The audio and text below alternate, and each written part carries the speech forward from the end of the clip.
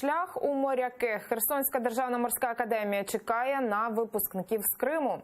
11 травня тут відбудеться День відкритих дверей. Абітурієнти зможуть дізнатися про умови вступу для кримчан та отримати консультації про особливості навчання. Вступників та їхніх родичів на цей час обіцяють поселити у гуртожитках.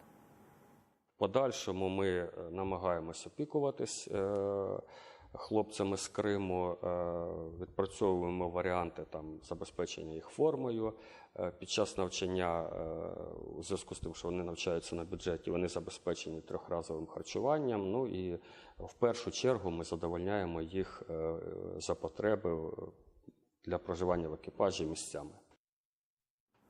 Чекають 11 травня на абітурієнтів з окупованого Криму і в Києві. День відкритих дверей відбудеться в Таврійському національному університеті.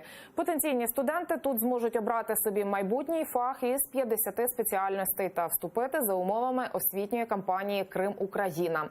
Вона, нагадаю, звільняє абітурієнтів від здачі ЗНО. Крім умов навчання, вступникам розкажуть про можливість отримати вищу освіту за кордоном. Запрошують не лише випускників 11 класу, але і 9.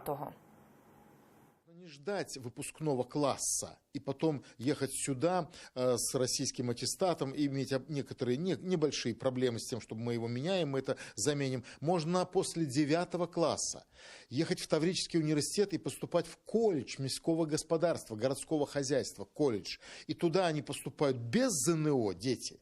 И они учатся там 2 или 3 года, получают там аттестат украинский школьный и получают первый диплом молодшего специалиста.